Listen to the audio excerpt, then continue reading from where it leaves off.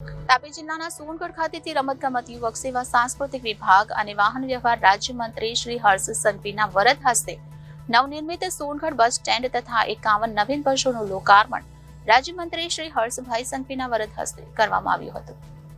આ પ્રસંગે વાહન વ્યવહારના મંત્રી શ્રી હર્ષભાઈ સંઘવીએ સમગ્ર જિલ્લાને અભિનંદન પાઠવતા જણાવ્યું કે આજે અદ્યતન સેવાઓથી સંપન્ન બસ સ્ટેન્ડ નાગરિકોની સુવિધામાં વધારો કરશે। સોનગઢ બસ સ્ટેન્ડ ઉપર 538 બસો દૈનિક ધોરણે અપડાઉન કરે છે। સોનગઢથી મહારાષ્ટ્ર આવન-જાવન કરવા માટે પણ રાજ્ય સરકારે ધુલિયા અને નાગપુર સુધી 130 બસોનું સંચાલન કરી રહી છે।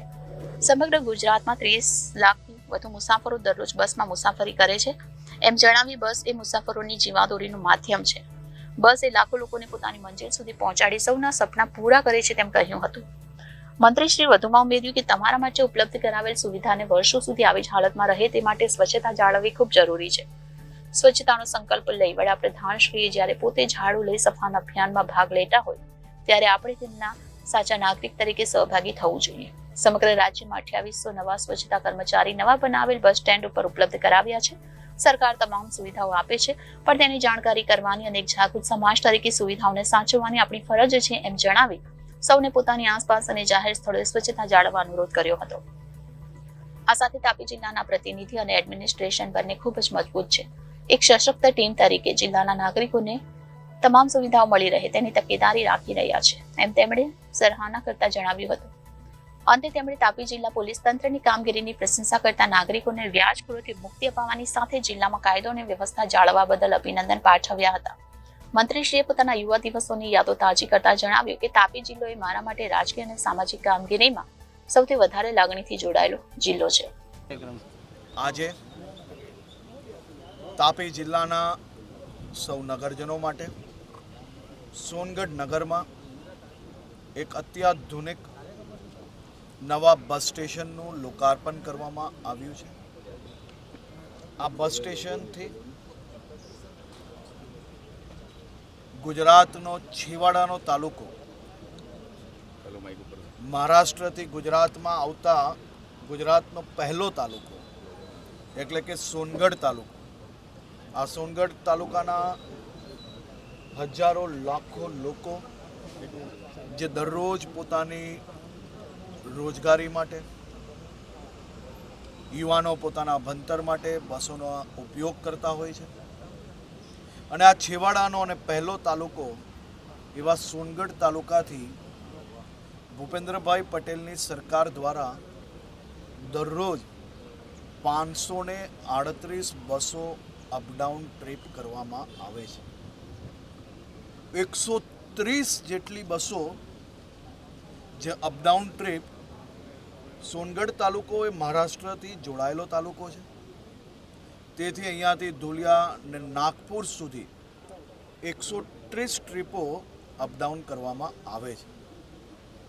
છેવાડાનો તાલુકો, નાનો તાલુકો, નગરજનોને જ્યારે માહિતી મળી તો સૌ નગરજનો બી સ્તબ્ધ હતા કે અમારા નગરમાંથી, અમારા તાલુકામાંથી, આ છેવાડાના તાલુકામાંથી 538 બસો અહીંયાથી અપડાઉન કરવી એ બહુ મોટો વિષય છે।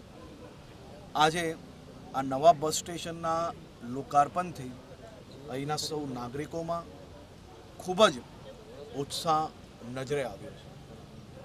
આજે સોનગઢ તાલુકામાંથી જ્યાં ભૂતકાળોની સરકારોમાં એક બસ માટે લોકો વર્ષો સુધી રાહ જોવી પડતી હતી, એવા તાલુકામાંથી 538 બસો તો ચાલુ જ છે। આજે બીજી ગુજરાતના નાગરિકોની સેવા માટે અહીંયાથી 51 નવી બસોનું લોકાર્પણ કરવામાં આવ્યું છે। આ બસો તમામ પ્રકારની છે, 2x2, સ્લીપિંગ, સીટિંગ, મીડી બસો। ભૂપેન્દ્રભાઈ પટેલની સરકાર દ્વારા માત્ર 14 મહિનામાં